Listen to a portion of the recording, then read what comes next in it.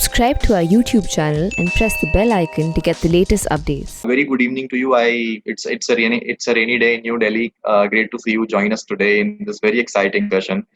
My name is Himanshu and I represent Speakin. A very special guest for today is Ms. Urvashi Prasad, who is a public policy specialist at Niti Aayog. Before we move on to the session, just a quick introduction so that I can justify my presence here. Ms. Urvashi Prasad has extensive experience in health, nutrition, sanitation, gender, and public policy. Over the last 4 years, Urvashi has been working as a public policy specialist in the office of the Vice Chairman at Niti Aayog. He is currently a member of the core team, which is supporting the government of India's Empowered Group 1 for managing the COVID-19 pandemic in the country. And she's in the country, and she's also a member of the task force or overseeing the implementation of the sustainable development goals in India, and co-authored India's first voluntary national review, which was presented at United Nations High Level Political Forum on Sustainable Development in 2017. Wow. She's a member of the World Economic Forum's expert network and an alumnus of the World Economic Forum's Global Shaper community. Over she completed her bachelor from the University of Birmingham in UK, followed by an MPhil from the University of Cambridge and an MSc from the London School of Hygiene and Tropical Medicine. I can go on and on about Ms. Prasad, but in interest of time, moving on to the session, thank you so much, Ms. Prasad, for joining us today. It's fantastic to have you with us. Thank you so much. The pleasure is entirely ours. Uh, Moving on to the session, I mean, we have a lot of interesting questions here lined up, and a lot of people really want to understand what the situation is going to look like. So I'll begin with a very quick introduction from you to get your opening thoughts. That we all have been seeing what is in the news, and what is the situation out there. We've been listening from different media houses. Someone says something, someone else says something else. So as a public policy specialist who works very closely within the healthcare domain with the government, how would you describe the current situation in India? What are your thoughts on it? Yeah, so I mean, it's obviously a very broad canvas. So I'll try to sum up very briefly, and then of course, we'll take the questions so we can go into different aspects in greater depth. But at an overall level, as you would be seeing in the news and various reports put out by the government as well. So the COVID cases, of course, in the country have been going up, and that is something that we've seen, and we've seen the numbers go up in the last few weeks, especially. But it's important to note that a lot of that is also because of increased testing. I think that is a very fundamental principle, that your numbers are a direct function of the tests you do. If you don't do enough testing, you can have very low numbers, you can look very good on the face of it, but you might not be able to control the actual epidemic in the country. So yes, the numbers are going up, but we must realize that a lot of states have massively ramped up testing. And that is really based on the recommendations of all the experts, everybody who works in the public health space, in the policy space, that you cannot have an approach where you don't test and your numbers are low and it's a comfortable situation. So if we look at Uttar Pradesh, for instance, it's a large state, it's our most populous state. Just recently, they have started doing more than 1 lakh tests per day. So that's a big number that they've come to, starting from a very, very low number, a few months back. Now, of course, that number needs to go up even further, because Uttar Pradesh, as I say, it's not a state, it's a country. Its population is comparable to Brazil. So, obviously there's a lot more to be done. But it's very encouraging that testing is now being taken up by many states. So that I see as a positive. On the, I think the most important metric really for us now in this phase of the pandemic is the fatalities. The COVID-related deaths that we have, that is the number that we have to keep very low. What is fortunate is that what is called the case fatality rate. So out of the number of confirmed cases, how many people are unfortunately losing their lives, that number has been steadily coming down. So we were at around 3.3% or so somewhere in the middle of June.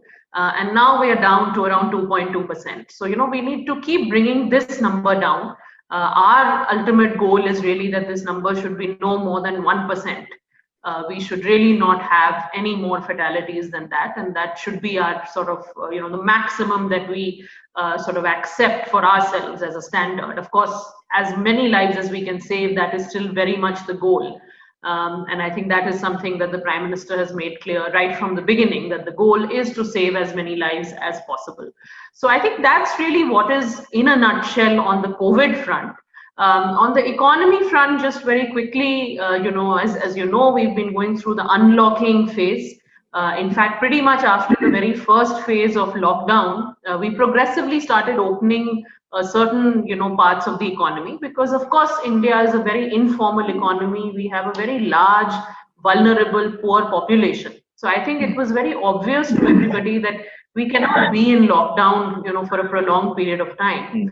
But it was a public health imperative at that point. We didn't really have a choice. We were dealing with a very unknown entity. This is important. This is not a virus the world has seen before. We are all seeing it for the first time. So it was a very unknown entity for us. So, a lot of the decisions we had to take were not based on a lot of information that we had available to us in the beginning. But now progressively, we are learning more and more about the disease. We are learning how to manage it better. So we are also trying to open up different parts of the economy. In a lot of states, many activities have picked up. Be it construction, be it manufacturing, but we have to always keep that fine balance with the public health imperative, and it's a very difficult balance, frankly, to achieve. And there is really no perfect way of doing it, but we're trying our best to sort of keep up that balance so that the long-term impact on the economy is as minimal as possible, and different sectors can start picking up. But as I said, we always keep our eye on the numbers on the health side, because you're not going to have economic progress if your health situation is looking very bad. And if anything, that's one thing the pandemic has taught us, that health is not just a social sector, it's as much an economic sector. And if you need good health of the economy, in every sense of the word, you need good health of the population as well. So I think that is really, I would say, just a very quick overview, and then we can sort of get into different aspects that we're getting interest from people. No, thank you so much for these opening thoughts. I mean, it was a fantastic introduction, and as you very rightly mentioned, that this is a problem which not just India but the entire world has never seen before. In spite of that, some good news coming from you is a very welcome thought, and we really hope that the situation gets better very, very soon once again. Thank you so much for that. And moving on to my next question for you, and this was actually a question which was raised by one of the students who wanted to know about this particular thing. So the student asked that you're also a member of the core team who's supporting the work of the government's Empowered One response group, which is one of the several groups managing the COVID-19 pandemic. So would you like to throw some light on how the Empowered One group as well as the other groups, what are they working on, and how are they actually helping the people out there? Yeah, so every empowered group is obviously looking at a slightly different aspect of managing this epidemic in the country. But the Empowered Group 1 was really tasked originally, and we continue to work on that, with developing a sort of emergency management plan for the country, forecasting the infrastructure requirements for different states. How many beds are needed, how many isolation beds are needed, how many ICU beds are needed, how many ventilators do we need, how much oxygen supply do we need. So really getting into those details and doing a forecast for all the states based on how we see the numbers playing out. Because as I said, states in India, many of them are like countries by themselves. So we have to really get down to the details of what's happening at the district level in different cities. Recently there was a very high level of engagement with Delhi and the surrounding region. The cities in the surrounding region. There was a heavy engagement from the center, and of course working closely with the state government because the situation in Delhi was getting a little bit out of hand. So we really go down to forecasts at the city district level, and then we try to develop this plan that what will be the sort of infrastructure required, what will be the human resources required, how many doctors do we need, how many specialists do we need, how many nurses do we need. So that's the kind of plan that we prepared right at the outset, and of course we keep updating it. on a regular basis. We also keep having detailed discussions with individual states as and when they need support, to see, how the situation can be best managed for them. Because as I said, there's no one size fits all, solution ever in India, and definitely not with this pandemic, because everyone's, having a slightly different experience of how it's playing out in their state or in their city. So we take up, detailed deep dives with different states, with even cities or districts which are facing a high caseload, to see what specific strategies can we help them with. So I think that's another big piece of it. The other is, of course, linking up people in the government and whatever work is happening in the government with those outside, the private sector, the civil society. So in fact, there is also an Empowered Group 6, which is chaired by the CEO of NITI Aayog, Mr. Amitabh Kant. And that is really the mandate of that group, is to really bring together private players. So, we started with almost no capacity to, manufacture these sort of ventilators and the masks and 95 masks that you need. So there was almost the PPE kits that you need. There was very little capacity when we started. And now if you see, we are in a position where we can actually export a lot of this material, so we have adequate supplies through domestic manufacturing. So a lot of that has come through partnership with the private sector. And of course, management of community level, initiatives. So stigma, for instance, we know that stigma has become a big problem in COVID. People associate a lot of stigma with health conditions like HIV, with mental health, with cancer, TB. We are seeing something very similar, unfortunately, with COVID. So in that domain, we've had a lot of NGOs and civil society organizations play a big role. So I think, it's always been clear to the government from the start that no pandemic, no epidemic of this scale can be managed just by the government. You have to work with the private sector, you have to work with civil society, you have to work with volunteers. We've had large numbers of volunteer doctors coming forward, volunteers on the data side, the technology side, coming forward. In fact, Arogya Setu, which all of you would know, that itself has been a huge initiative where we've seen people coming together, volunteering their skills, and a massive collaboration. So I think a lot of the work of these empowered groups is obviously to focus on different aspects of the management of the epidemic itself, whether it's planning, whether it's infrastructure, whether it's logistics, whether it's human resources, whether it's communication, as I said, addressing the stigma part, encouraging people to continue to follow, hand hygiene and physical distancing norms. But then a lot of their work is also to connect with whatever help we can get from the outside, whether it's the private sector, whether it's the NGOs, whether it's individuals who want to volunteer, because we really need all hands on deck for something like this. It's very difficult for any government, just any government in the world, to be tackling, and given our population size and our population density, because you have to remember that this, the virus, it has a much higher propensity for spreading in densely populated areas. And India, as we know, is one of the most densely populated countries in the world. So we are facing a lot of challenges, but the effort is to try and get as many stakeholders together as we can, to try and address this. And as I said, ultimately save as many lives as possible. That's a fantastic answer, and I'm actually glad that there are these groups and there are these different organizations which are actually coming together to help the people during these difficult times. This question was from Madhu, who's pursuing her masters from the Delhi University. I really hope Madhu got her answer. It was a fantastic question from her. Thank you so much for answering this. I would like to move on to my next question, and so I mean it's very clear at this moment that it's a futile exercise to compare countries with each other regarding with respect to how they are dealing with crisis, because every country has their own set of problems at present. However, if we would just ignore that fact for a moment for the sake of the discussion, so how would you comment that what has India's response been with respect to the outbreak of COVID-19 in general? Yeah, so yes, I think as I said at the beginning that, because this is something so unusual, this is not something that any of us have seen in our lifetimes.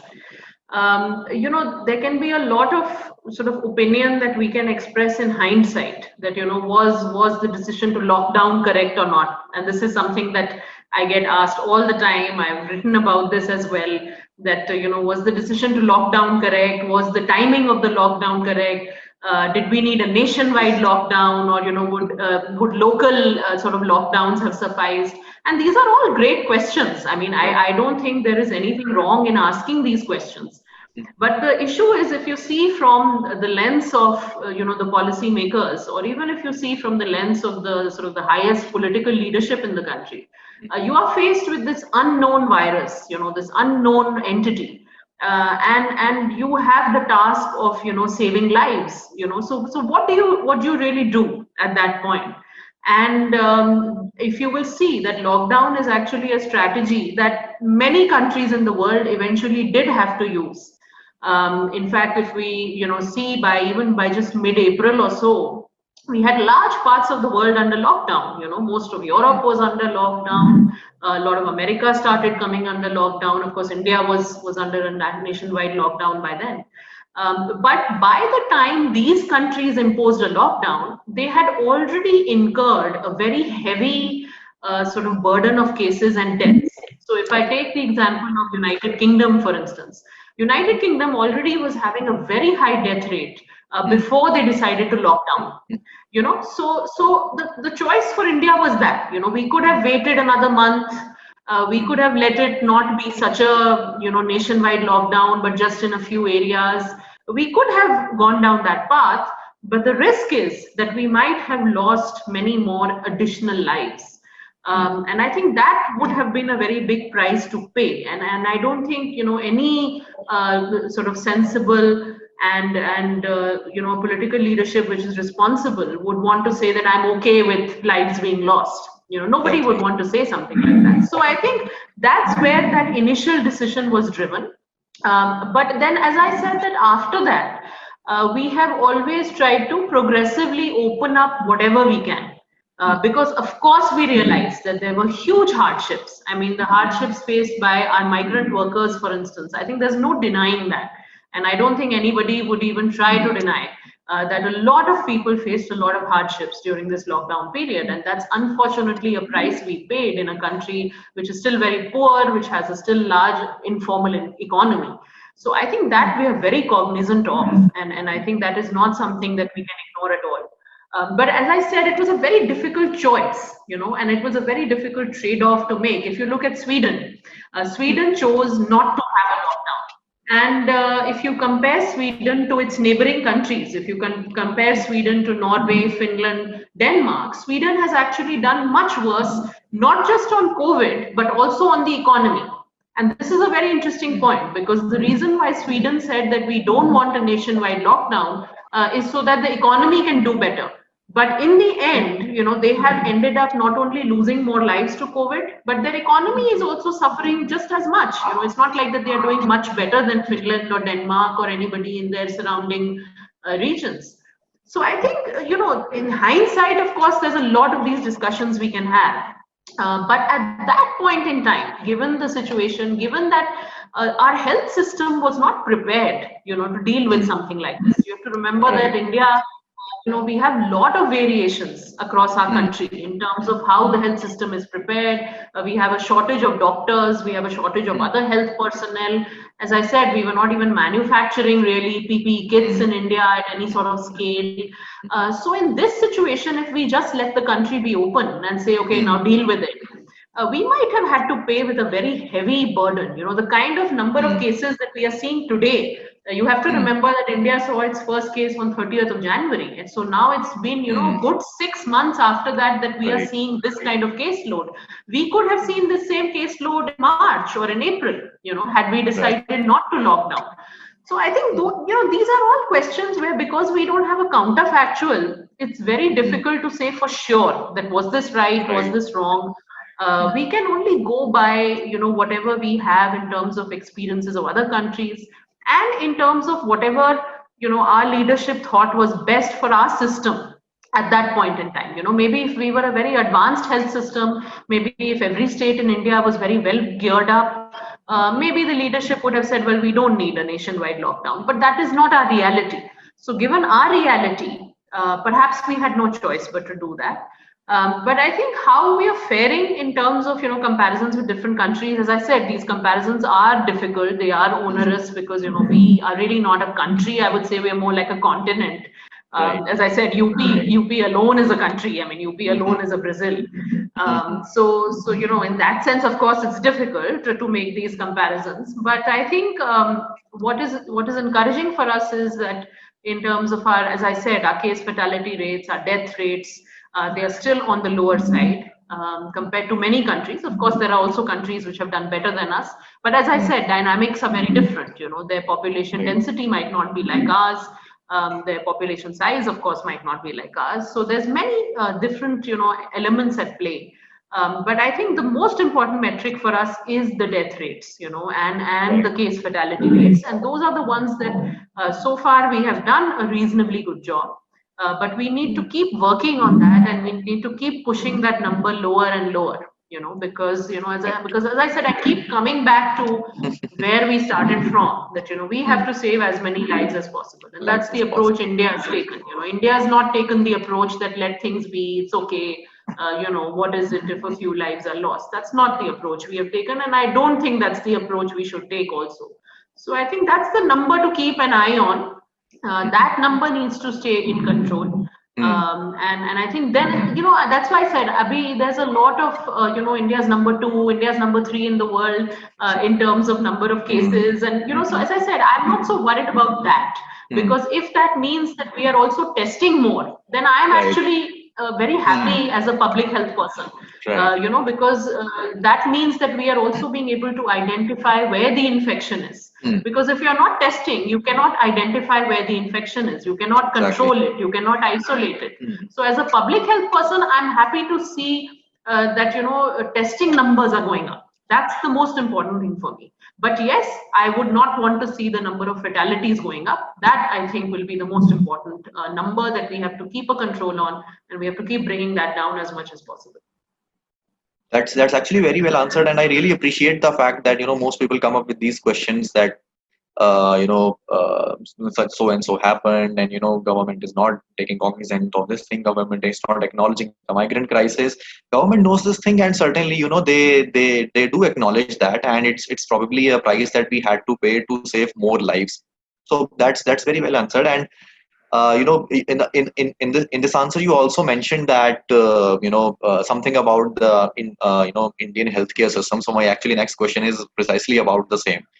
How do you see the healthcare infrastructure in India? I mean, what are the biggest challenges? And also, you mentioned in one of your very recent articles about what is required to build a strong and adaptive public health system in India. So would you like to talk a little bit about that?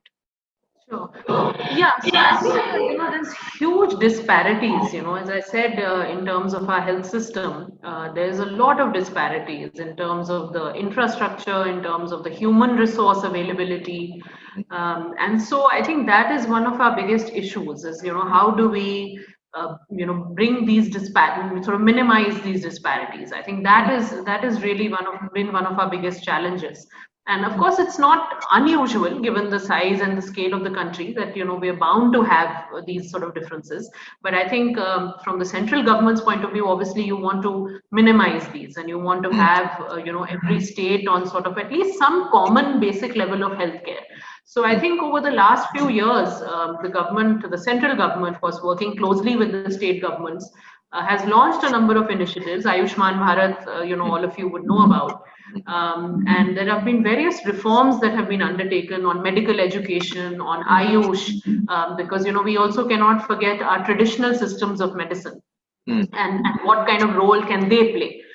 So I think that is another area. Then a lot has been done on medical devices, on pharmaceuticals, on trying to boost our domestic industry, and I think we'll see a lot more action on this front because I think people understand that you need to really boost your domestic manufacturing, whether it's respect to the APIs, the active pharmaceutical ingredients, or your medical devices. So I think there'll be a lot more that we'll see happening on this front as well.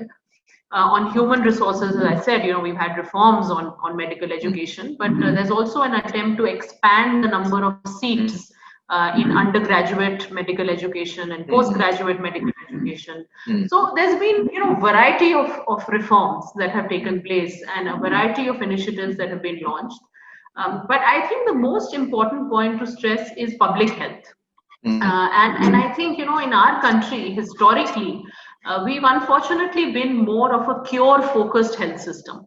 We've been more of a hospital-based health system, so we don't think of health in prevention terms a lot. We think, okay, if I get a disease, I will go to a doctor or I will go to a hospital and then I'll be fine.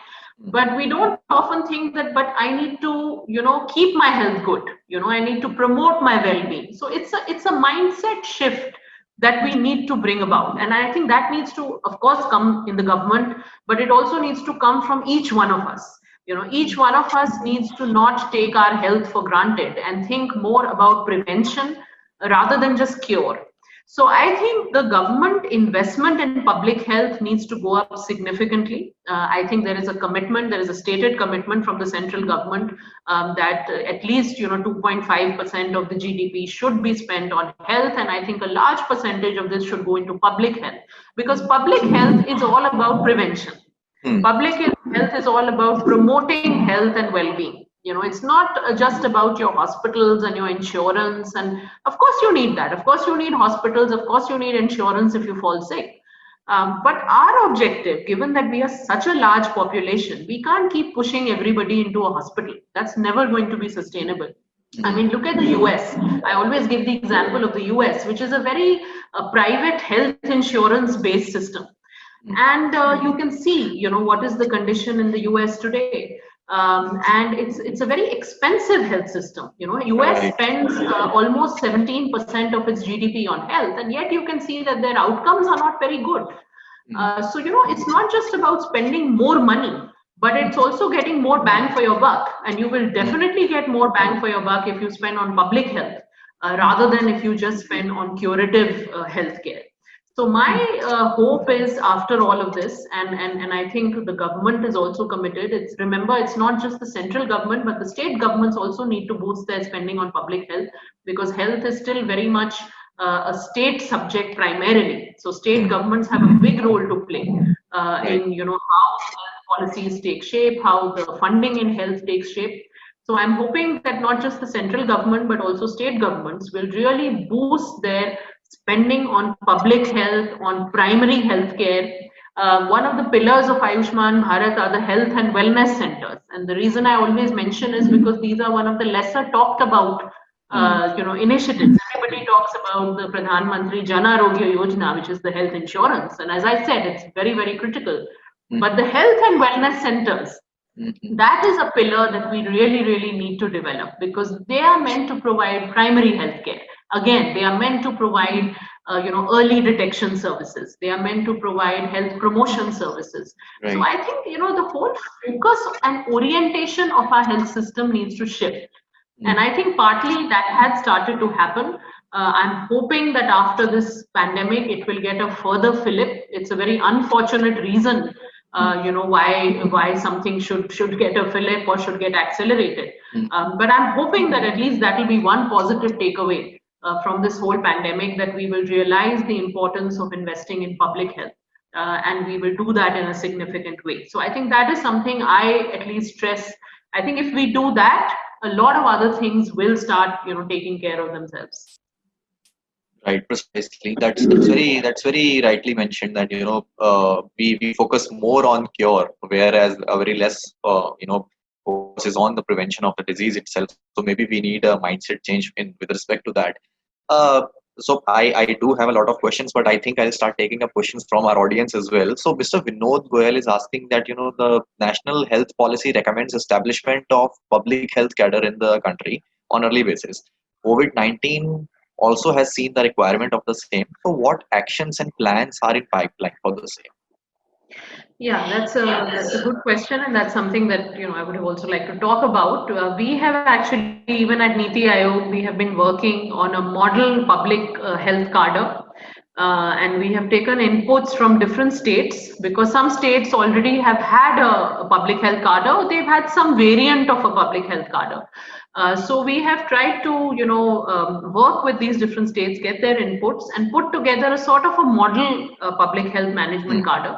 And the good thing is that the states have actually resolved to set up a public health cadre if they don't already have one by 2021. So this is a resolution that a lot of the state health ministers have taken, and they have committed to, that by 2021 they will actually have a public health cadre in their state if they don't already have one.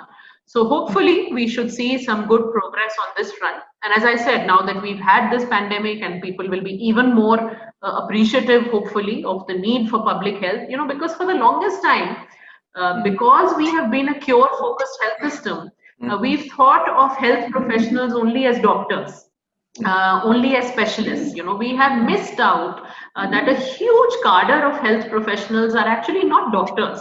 They can of course be nurses, they can be allied health professionals, but you also need a lot of other disciplines which form a part of public health, like epidemiology, health economics, social sciences. So, you need all these skill sets. Only then can you say that, you have worked in public health. Because medicine is a part of public health, but it's not all of public health. And it might sound like a very fundamental point to make, but you'd be surprised that a lot of people still don't quite understand the distinction between medicine and public health. A lot of times people think, oh, you work in public health, you must be a doctor. I said, no, I'm not a medical doctor. I have a lot of other disciplines that I bring to the table, which you actually need in public health. So I think a public health cadre will be critical, and we need to ensure that not only is it rolled out just on paper, because for one thing is to say that I just tick the box and, I've rolled it out on paper. But in practice, the public health cadre should not be treated in any way lower to the medical cadre. Both should be at par. Because both fulfill a very important purpose. Doctors are critical, specialists are critical, but you also need the public health people and the different disciplines I mentioned. So I think that's going to be our real task. I think in principle, at a high level, at a political leadership level, many states have agreed to put in place a public health cadre. But the implementation, as always, is really what's going to be key. And I think I'm sure NITI Aayog, the health ministry at the center, will work very closely with states to make sure that the implementation is true to the spirit of what this cadre is supposed to do.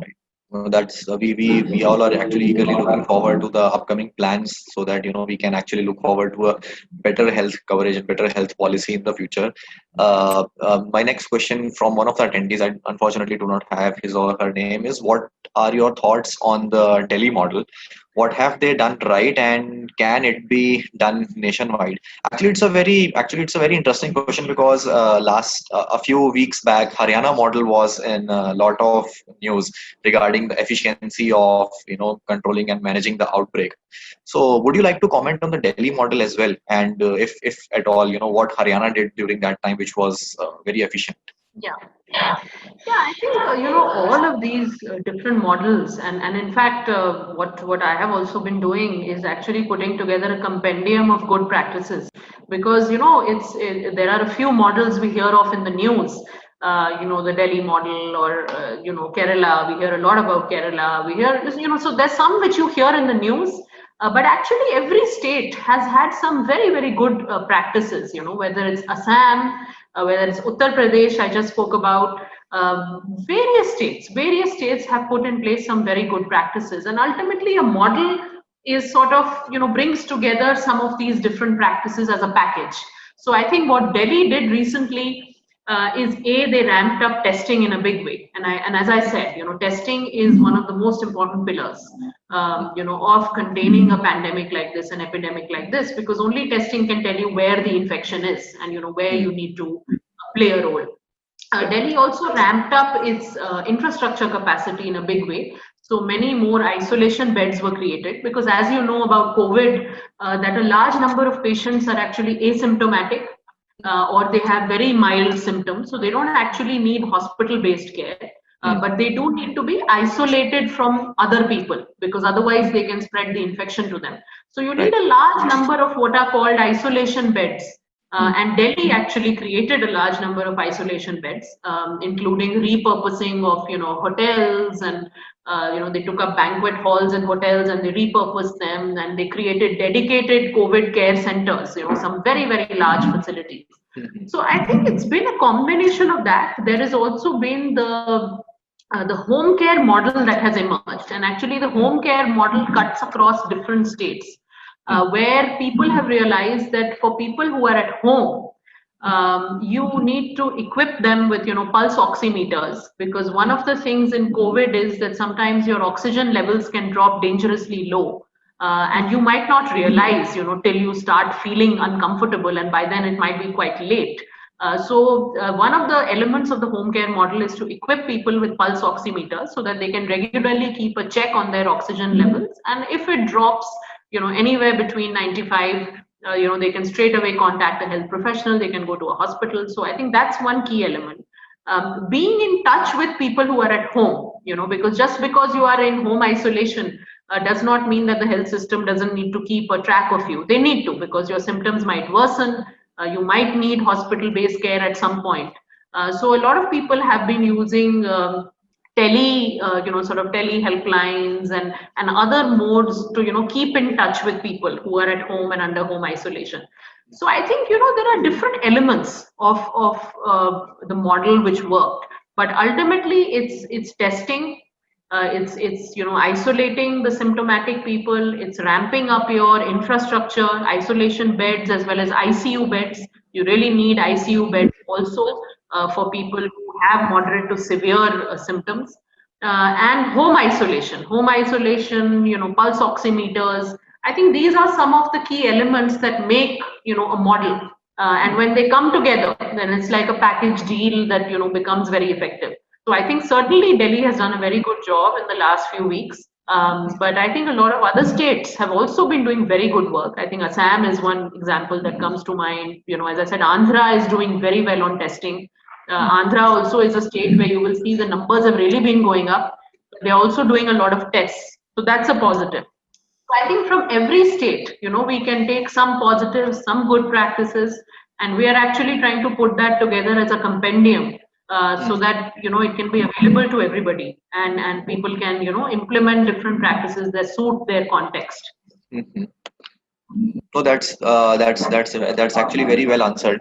So moving slightly away from the healthcare domain, because one of the very burning questions that we had from a lot of people, they actually wanted to understand the Atmanirbhar package, which the government has very recently announced. Would you like to give us a very brief overview about what the package is about and what can we expect to how it's going to benefit the people? Can you throw some light on that? Yeah, so the package also, it's sort of been in stages. I think I look at it as in coming in stages rather than just one sort of package which came in one go. In the initial phases, it was very much focused on reducing hardships. As I said, for the most vulnerable, for the poor, for the migrant workers. So a lot of the initial initiatives, if you remember, announced by the finance minister, were focused more on addressing the most vulnerable populations, economically vulnerable populations during the lockdown period. So I think that was one part of it.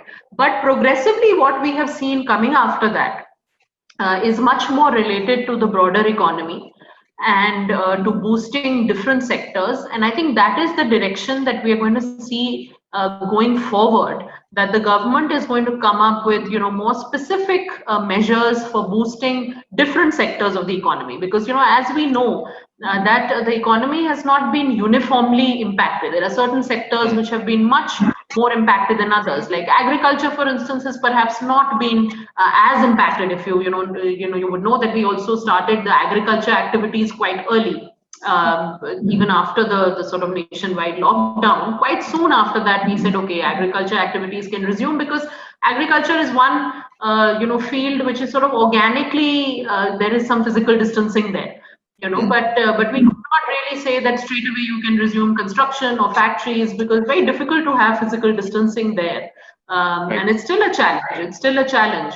So So I think we'll need to look at sector-specific approaches, and I think that is the direction the government is going to take now. Travel, tourism, hospitality will need its own set of measures. That's been terribly hit across the world. Across the world, you see travel, tourism, hospitality taking a big hit. Aviation, Right. a lot of these sectors have been particularly badly hit. And then there are some others which might not have been as severely impacted. So I think we'll now see much more differential strategies coming in.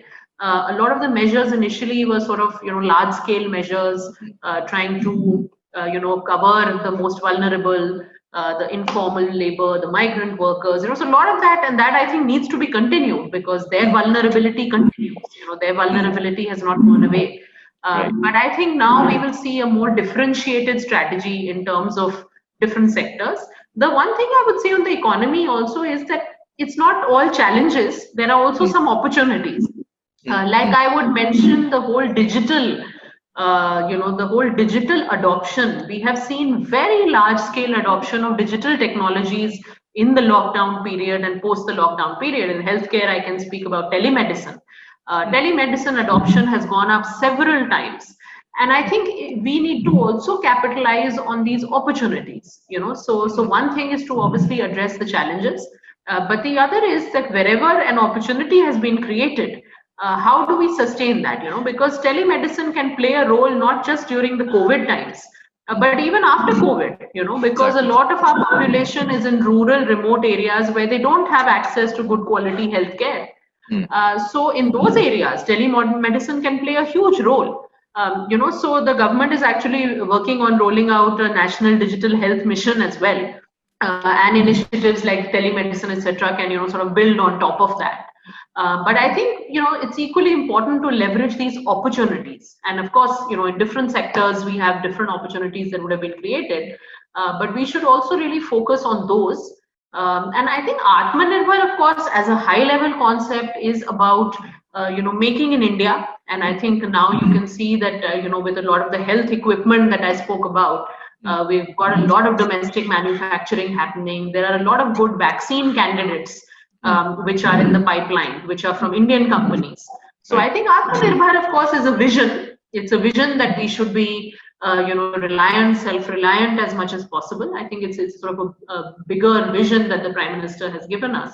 But I think we'll see it playing out in different ways in different sectors, and you'll see the differentiated strategies coming up for different sectors. So the government is actually working very closely with a lot of people from industry, with a lot of experts, to really get those specific measures on how do you revive demand, how do you revive consumption, how do you get things back up and running.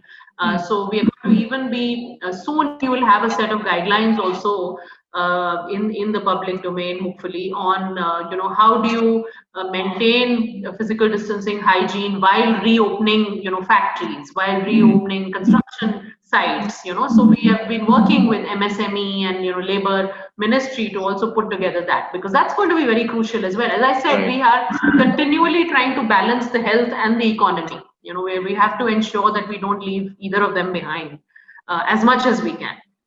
So I think that's really what all of this is about. No, that's actually very true. I think I mean we are certainly running out of time now. Plus, I know you have some prior engagements as well. So can we take just one last question before we move on? Yeah, sure.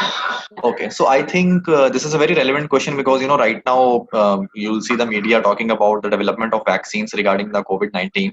So very quickly, if a vaccine is developed, how prepared do we think are in terms of distribution of vaccine and immunizing the community? This is one of the audience members. I unfortunately do not have the name. Yeah, in fact, I saw another question on herd immunity also. So I'll answer both. Okay. I'll answer both quickly. So herd immunity, I mean, it's because there's so much confusion around this. So I also want to answer this question.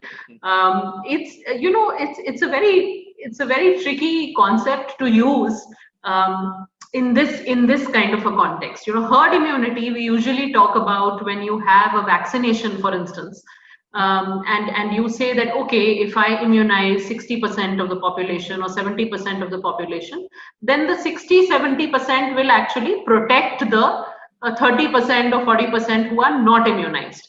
So that is the concept in which we normally use herd immunity. Now, using it in the case of a disease and to say that, okay, I will let the disease spread and then eventually people will have herd immunity is tricky because in letting that disease sort of spread in that fashion, you will also lose a lot of lives. Right. So there's some countries which have tried to say that we are going for this approach. Whether it was the UK initially or Sweden or, even Brazil actually for a long time. And even now, Brazil has never really done a sort of proper lockdown ever. And I think a lot of them have sort of said it's because we want to bring in herd immunity. So it's a very tricky thing to have as a strategy, when you're talking about a disease. It's a very good concept to have when you are talking about a vaccination or something which is basically a preventive intervention, a positive intervention. Then you can talk of herd immunity. But on the flip side, I think it's dangerous, because it could work for you. You could very quickly have a population which has a high level of resistance, but you might also lose a lot of lives in the process. So it's not such a simple thing to have as a stated goal or as a stated strategy. So I think that is something just to bear in mind. The other on the vaccine, so since we're speaking about the vaccine also, so there are a lot of candidates. As I said, there's a number of good promising candidates from Indian companies also in the pipeline. Different types of vaccines. We are seeing a lot of innovation on this front. In fact, a lot of the work the Empowered Groups has been doing is on the science side. How do we really give a fillip to the science efforts? How do we bring together different research groups in the country and really try to accelerate the whole vaccine development? Because you have to remember that often vaccines take a lot of time to develop. Vaccines are not something that you just develop so quickly, because you have to go through the full procedure. You have to go through your clinical trials. You have to get the evidence, not just on the effectiveness of the vaccine, but also the safety. You can't roll out a vaccine in a population unless you've done the due trials. So normally it takes a lot of time, and it's also not a given. If you think about it, there are so many diseases for which we still don't have a vaccine. We don't have a vaccine for HIV. We don't have a vaccine for adult tuberculosis. We don't have a vaccine for dengue. A lot of these are all, diseases which are very prevalent. So it's not always so simple. But what gives me hope in the case of COVID is that because the whole world is literally focusing on this right now, and the whole world is putting its resources and efforts into it, we should hopefully see some promising results. Of course, India is not just, sort of focusing on new vaccine research, but we are also trying to build up our manufacturing capacity. Because a lot of you would have heard of an Oxford group which is working on a vaccine which has shown some positive results.